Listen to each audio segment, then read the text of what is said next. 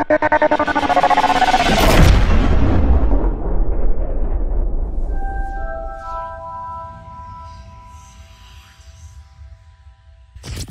வணக்கம்.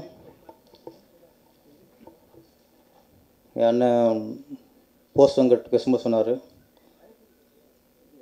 நிறைய ஆடியோஸ் அப்போது கூட்டத்தில் வருவனா ஓரமாக நான் பார்த்துருக்கேன்ட்டு. அண்ணன் மட்டும் இல்லை, நிறைய பேர் அந்த மாதிரி இருந்தால் வந்திருக்கோம்.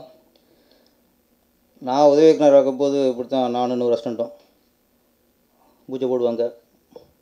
டைரக்டருக்கு மாலை, ஹீரோவுக்கு மாலை, சால்வை அப்படியே களை கட்டும். நாங்களாம் ஓரம் அனுப்போம். அப்படியே கூட்டத்தில் ஆள் மறைச்சா தள்ளிட்டும் பார்த்துட்ருப்போம். அப்போ சொல்லுவேன் அவர்கிட்ட, நம்ம எத்தனை நாளைக்கு தான் பூஜையில் ஓரம்பாகவும் பூமிக்கு பாரமாகவும் இருக்குதுன்ட்டு. நல்ல வேலை இப்போல்லாம் கொஞ்சம் மேடையில் ஓரம் கொடுத்து உட்கார வச்சிட்டாங்க. அது மாதிரி போஸ் வெங்கட் சார் மட்டும் இல்லை, சாதனை எடுத்த அனைவர்களுமே ஓரமாக இருந்து மேலே வந்தவங்க தான். அப்புறம் ஜாக்குவார்த்தங்க சார், மாஸ்டர் கஸ்தூராஜா சார்லாம் அடிக்கடி ஆடியோஸ் வருவோம். நம்மளோட சொன்னாங்க, இது வந்து எப்படின்னா சின்ன படங்களை, சின்ன தயாரிப்புள்ள படங்களை, சின்ன ஹீரோக்கள் படங்களை ஊக்குவிக்கிறதுக்காக தான், சப்போர்ட் பண்ணுறதுக்காக அடிக்கடி வர விஷயம் அது. ஜாக்குவார்த்தங்க சார் வந்து எந்த சூழ்நிலை வந்திருக்காருன்னு எனக்கு தெரியும். அவர் போய் நேராக வீட்டில் ஓய்வு சூழ்நிலை வரும். வீட்டுக்குள்ளே போகாமல் நேராக டெல்லியிலேருந்து நேரம் இங்கே வந்துட்டு தான் வீட்டுக்கு போவார். அதனால் அந்தளவுக்கு வந்து ஒரு சின்ன படம் சப்போர்ட் பண்ணுற அடிப்படையில் தான் கஸ்தூராஜ் சார், ஜாக்குவார்த்தங்களும் கலந்துக்கிறாங்க. அவங்களுக்கும் கரகோஷங்களும் நன்றி சொல்லுங்கள். முதல்ல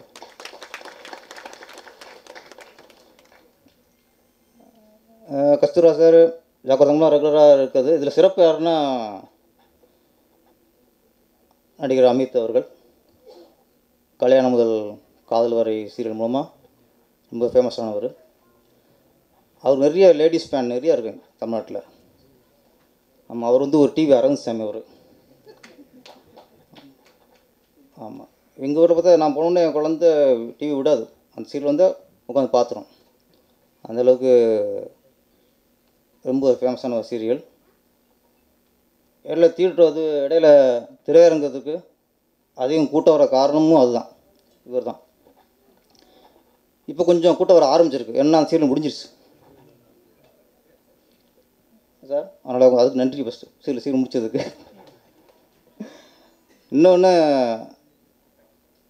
அவரை நம்ம சார்பாக, திருவள்ளம் சார்பாக நம்ம வந்து வரவேற்கணும். ஏன்னா சீரியல்லேருந்து இப்போ கர்ஜனை என்ற படத்தின் மூலமாக அவர் ஹீரோவாக நடிக்க ஆரம்பிச்சிருக்காரு.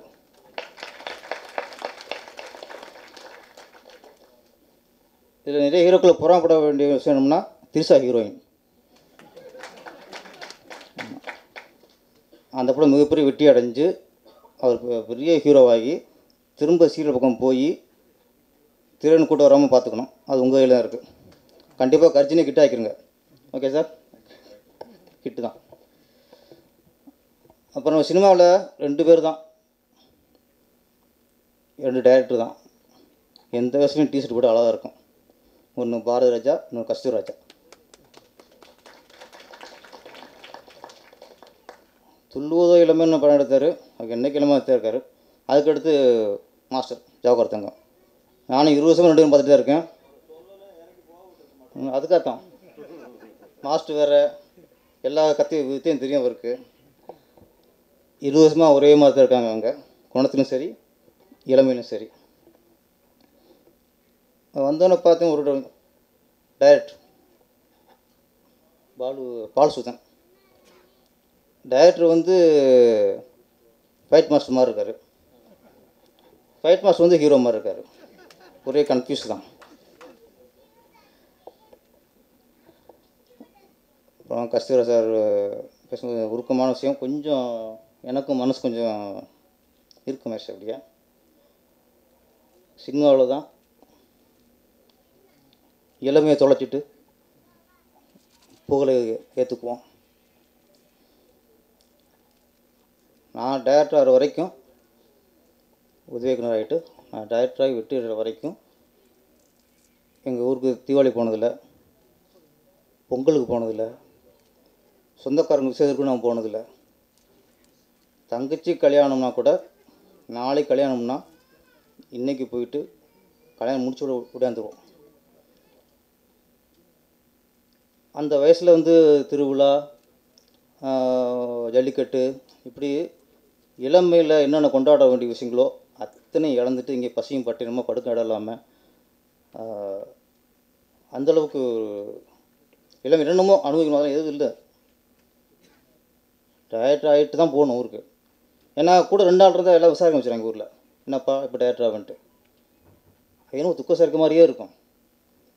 அவங்க வீட்டுக்குள்ளே உருப்படாமல் தெரியும். இப்போ 20 வருஷமாக அதை கேட்க மாட்டாங்க. நீ சினிமாவுக்கு போனியே 10 வருஷமாச்சு என்ன டயர்ட் ஆகலையாம்பான். உங்களுக்குள்ள 20 வருஷம் சும்மா இருக்க உருப்படாமல் இருக்க கேட்டியா நீ? கேட்க மாட்டேன். சினிமாவில் மட்டும் உடனே போட்டு ஜெயிச்சிடணும்.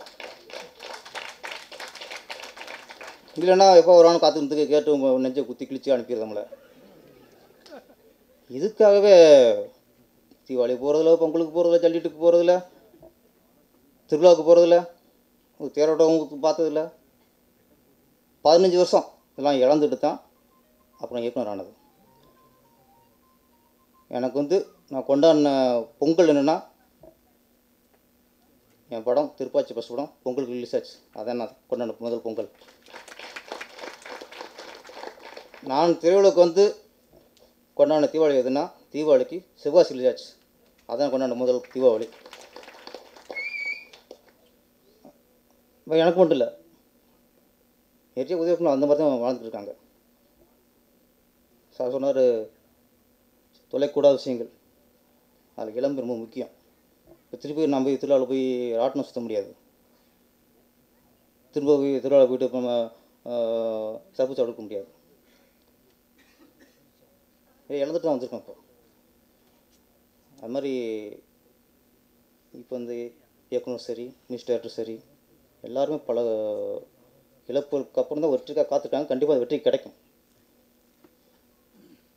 சமீபத்தில் ஒரு கதை படித்தேன். அதை படித்து முடிக்கும்போது சினிமா தான் எனக்கு ஞாபகம் வந்துச்சு. சினிமா தொழில் தான் எனக்கு ஞாபகம் வந்துச்சு. ஒரு அரசர் நோய்பட்டிருக்காரு. நம்ம உயிரப்போ போகணும்னு தெரியாத சூழ்நிலை அவருக்கு. நமக்கு அப்புறம் ஒரு சரியான ஆள் நாட்டை ஆளணும், சரியான ஆள் தலைமை இருக்கணும். அவருக்கு 3 பசங்க. நம்ம இறந்ததுக்கப்புறம் இந்த 3 பசங்க சண்டை போட்டு அடித்து நாரி நாட்டை கெடுத்துக்கூடாது, நாட்டை குடிச்சிட்டு ஆகக்கூடாது. இந்த 3 பேர் சரியான நிலைமை இப்போவே நம்ம தேர்ந்தெடுத்துடணும் அப்படின்னு முடிவு பண்ணார்.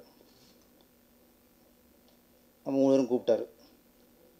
ஆளுக்கு ஒரு கையில் ஒரு பெரிய கோணி பை கொடுத்து, நீங்கள் அப்படியே காட்டுக்குள்ளே போங்க, ஒரு 3 நாள் சுற்றுங்க.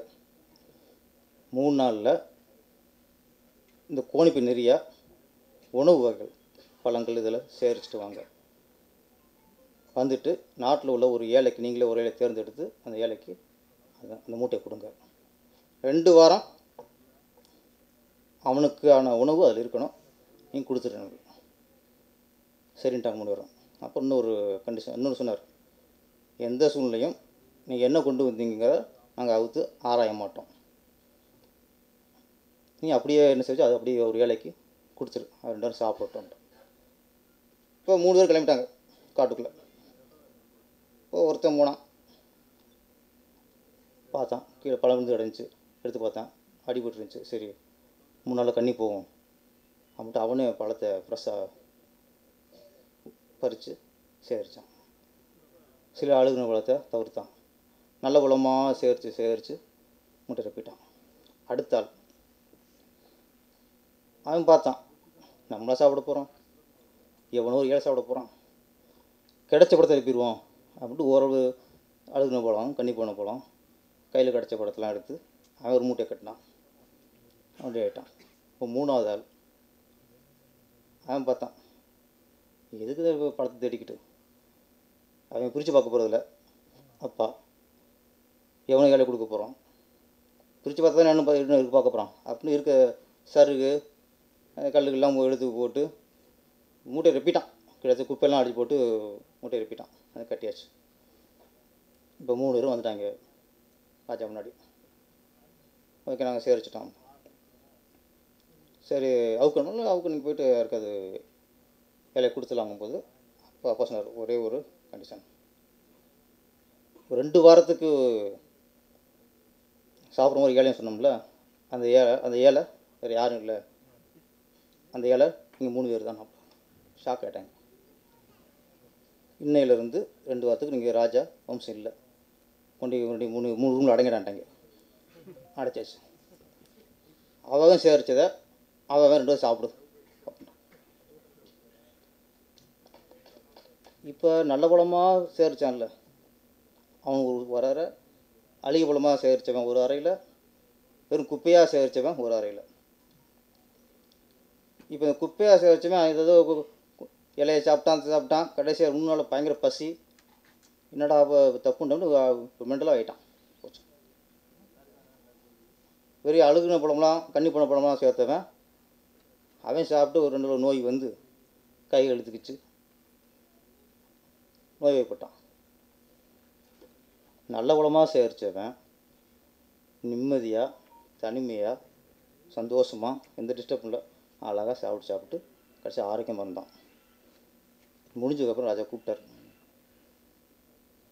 ஓகே நீ யாரோ ஒரு ஏழை எங்கேயோ இருக்குன்னு நினச்சி நல்லவங்களும் சேரிச்ச ஆரோக்கியமாக இருக்க, நீ தான் ராஜா அப்படின்ட்டு அவனுக்கு முடிச்சு விட்டார். இந்த கதை எதில் ஒப்பிடுவோம்னா சினிமா அப்படித்தான். ஒரு ப்ரொடியூசர் கிடச்சிட்டாரு, நமக்கு வாய்ப்பு கிடச்சிருச்சு, நமக்கு ஏதோ ஒரு படம் குப்பையாக சினிமா டைரக்டர் ஆகிட்டோம் அப்படின்னு குப்பையாக பண்ணோம்னா கதை முடிஞ்சிச்சு, அதோடு முடிஞ்சிச்சு.